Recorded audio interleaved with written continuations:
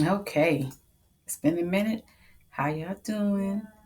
It's your girl RayeQueen, and it's been a crazy year and a half, 2 years. This COVID thing, everything kind of got thrown out of whack, but it's time for us to get back on our centers, right? A lot of us probably have spent a lot of time reevaluating and recentering and regrounding, and that's what's up.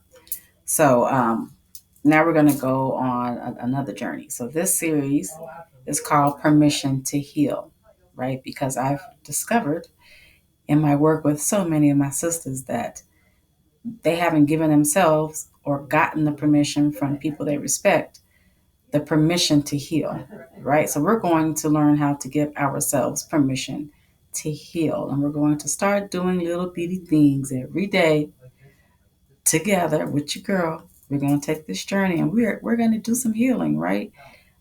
Even if it's nothing major, like you don't have to have a traumatic story, like really tragic, like molestation or anything like that. Those are tragic stories that we are very aware of needing healing from, right?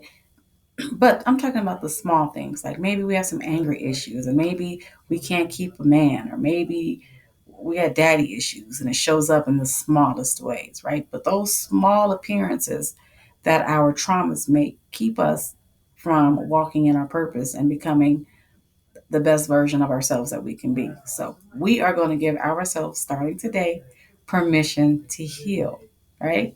And we're going to do some little exercises, and I'll share some tools with you on how we can make that happen, right? So, since we know we're going to start this journey, the first thing I need you to do is to figure out what your frequency is, right? Um, I would like to invite you to record your frequency findings every morning, every night, whatever works best for you. I want you to look back on the previous day and think about, on a scale of 1 to 10, where your frequency was. Right now, when I talk about frequency, I'm talking about high frequency being 10, low frequency being 1. And a high frequency means you were joyful, you were energetic, you were happy, you didn't get angry, you didn't get jealous, you didn't get hateful, you didn't get vengeful, right? You just remained in a positive frequency. Like, I mean, and most of us don't have a complete day where we remain on a positive frequency, right? That's just, I don't know who does that.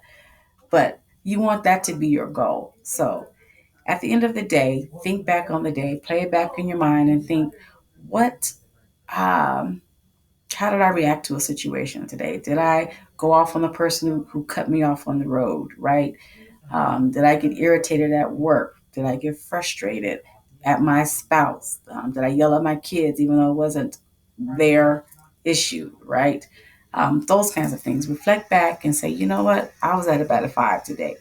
I think that I controlled my emotions most of the time, or half of the time. That was 5. But there are a couple of times I was tripping. So um, chart that. Be honest. Like, this is for you. There's no reason to lie. Lie to who? Like, this is your growth journey, right? So be completely honest with yourself, completely transparent with yourself, and write down your frequency findings at the end of the day or the beginning of the day. For me, it works better in the morning because I'm a morning person, so I could just wake up and think about everything I did yesterday. And then I also want you to think about how you would like to respond the next time a situation presents itself, right? And just journal that, right? You can write number 6, right? Uh, Next time I won't yell at my kids when I'm really mad at my coworkers, right? Just nothing, nothing too intense. You ain't got to go to like a journaling workshop.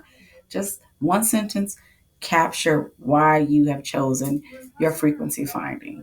Say word, say word. All right, and then I haven't figured out if I want to do this daily, probably weekly. That will give us time to actually dive into um, the exercise that we're working on. So yeah, I think I'll do it weekly. But if you guys want it to be more often than that, let me know. You always do, and we'll make it happen.